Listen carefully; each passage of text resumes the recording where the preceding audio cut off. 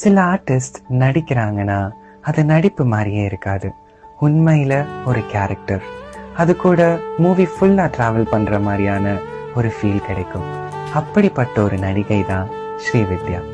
கண்கள் நவரசம் காட்டும், சிரிப்பு ஒரு கம்ப்ளீட் ஃப்ரேமையே லைட் அப் பண்ணும். சைலன்ஸ் மூலமா அந்த கேரக்டரோட வலி என்னன்னு நமக்கு உணர்த்துவாங்க.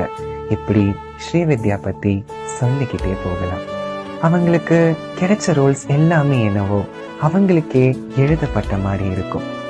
இண்டிபெண்டன்ட், ஒரு கண்ணியமான பெண், பாடகி, சொசைட்டில டபூர்னு சொல்லப்படுற ஒரு காதல் வயப்படுற பெண் தான் அபூர்வ ராகங்கள் பைரவி.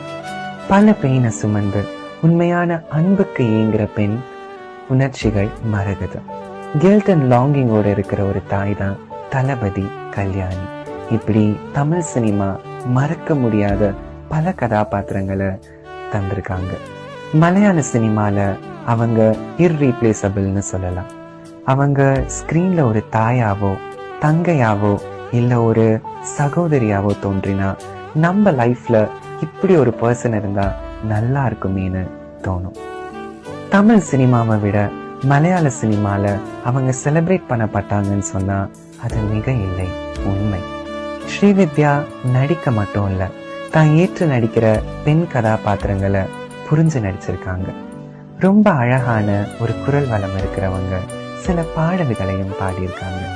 பர்சனல் லைஃப்ல பெரிய பேட்டில்ஸ் அண்ட் சேலஞ்சஸ் ஃபேஸ் பண்ணாலும் தன்னை வெளியே ஒரு ஹாப்பியான பர்சனாகவும் ரொம்ப பாசமான ஒருத்தராகவும் தான் காட்டியிருக்காங்க ஸ்ரீவித்யா.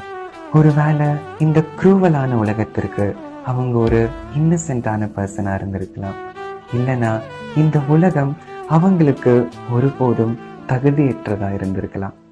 ஸ்ரீவித்யா நம்மளை விட்டு பிரிஞ்சு நிறைய வருஷமானாலும் அவங்க நினைவுகளும் சிறந்த நடிப்பும் இன்னும் உயிரோடு தான் இருக்கு.